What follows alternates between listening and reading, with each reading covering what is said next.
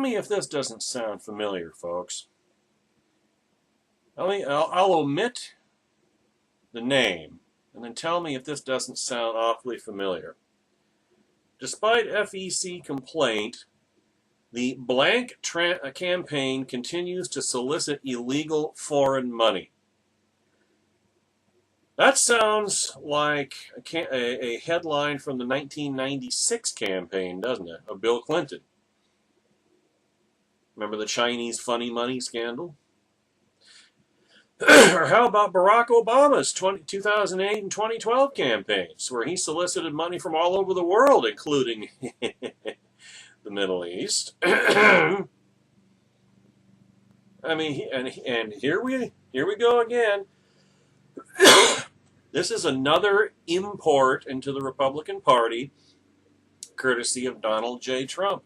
That's the name that was omitted from the headline here. Despite FEC complaint, Trump continues to solicit illegal foreign money. Caleb Howe at Red State last Saturday, I believe. Yeah, that's right. After a very public run-in with campaign finance laws a few weeks ago, nonpartisan watchdog groups put the campaign on notice over their illegal contributions. Though it didn't really require their notice, as the issue was widely publicized and complaints from members of the British Parliament were made publicly, such as Stuart MacDonald, member of the British Parliament, who tweeted, "Dear New York Times, could you pass a message to Donald Trump for me? Please stop sending campaign begging letters to British members of Parliament, or to members of the British Parliament. It's pathetic." At least it wasn't going to the Middle East.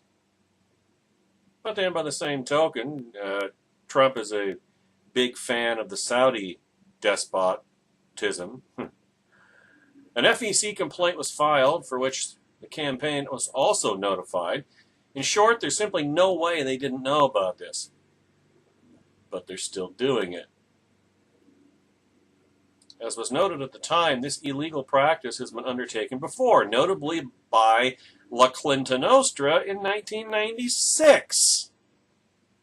And yes, before you question the impartiality of watchdogs, they are also watching Hillary Clinton, who they bust here for accepting illegal contributions from a government contractor. This is a real thing, not a partisan hit job. Donations from foreigners is a bad thing. That's why it's not supposed to be, it's not allowed. It's not supposed to happen. So why is the Trump campaign still soliciting them? From Who, What, Why via The Hill comes this quote. Foreign members of Parliament from the United Kingdom and Australia confirmed to The Hill that they received fundraising solicitations from the Trump campaign as recently as July 12th, a week ago yesterday.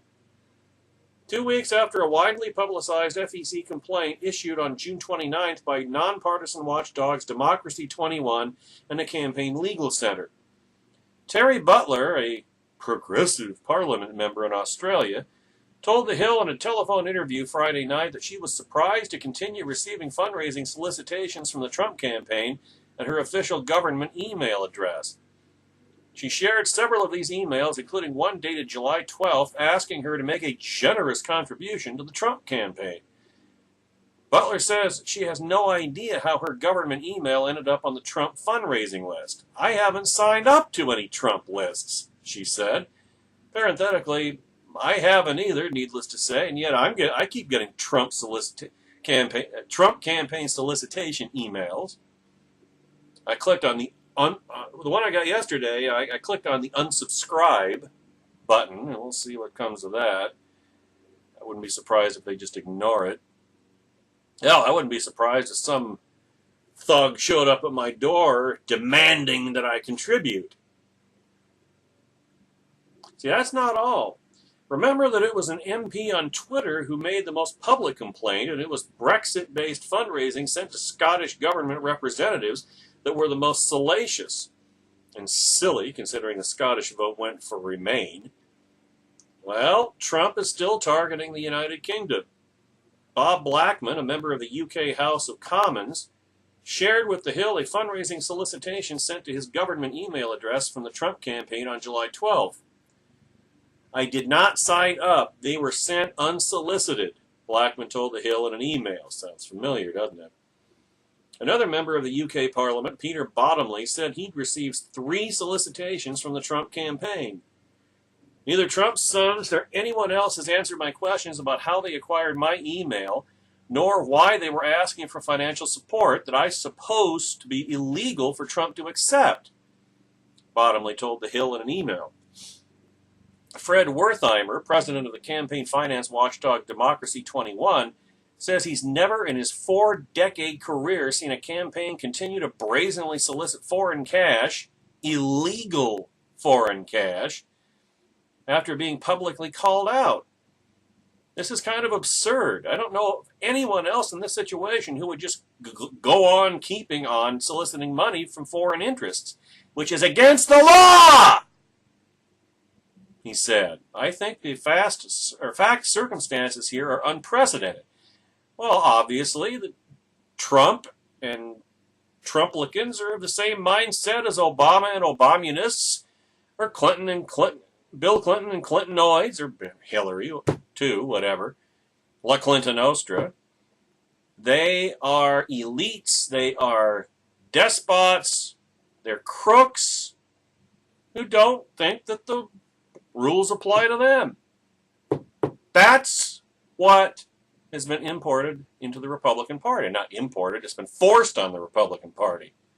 The Republican Party is now a wholly owned subsidiary of the Democrat Party. Too many Republicans have just given up. They no longer stand for anything. They think that winning is all that matters, even if they have to give up, throw aside, jettison, blow off everything they've ever claimed to stand for. So once you do that, what is that victory worth, assuming you can ever attain it? Like I said, the Democrats are leftist socialists, and now the Republicans are leftist fascists. That's the choice the American people have in 2016. Now, there is currently an FEC complaint against the Trump campaign over this, and Wertheimer is considering a criminal complaint as well. But hey, Hillary gets away with crime all the time based on fake intent debates. So I'm sure that's the Trumplicans' rationale. Well, we got to do everything we can to stop Hillary, including becoming just like her. To summarize, both Hillary and Trump are in campaign finance imbroglios. And you thought 2016 couldn't get any more surreal.